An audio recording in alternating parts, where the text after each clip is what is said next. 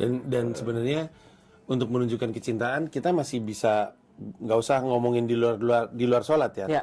Menunjukkan kecintaan juga bisa dilakukan di dalam sholat itu sendiri dengan bacaannya yang lebih baik, Betul. suratnya yang lebih impresif untuk Allah gitu. Jadi Tapi itu level tinggi sih. Menurutku Iya. level pertama-tamanya sih yang paling harus dilakukan itu adalah sebenarnya khusyuk. Itu pertanyaan selanjutnya.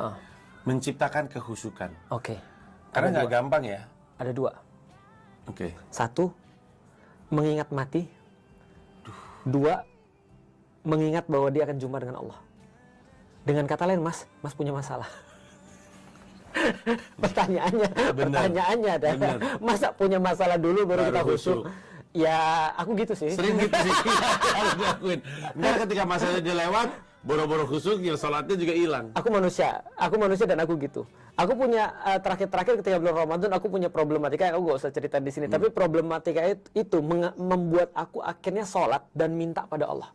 Ya Allah, kalau nggak gini ya Allah, habis nih ya Allah segala macam. Itu membuat aku minta. Dan alhamdulillah masalah itu terselesaikan.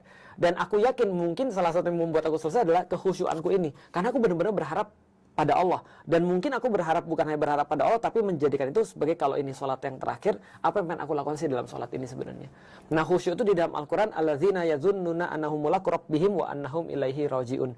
Akhirnya dia yakin bahwasanya dia akan berjumpa dengan Allah dan kepada Allah dia dikembalikan.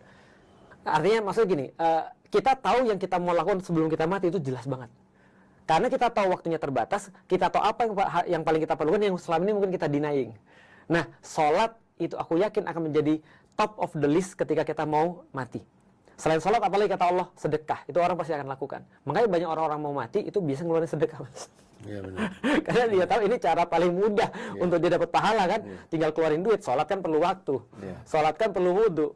Keluarin duit, tinggal keluarin duit aja.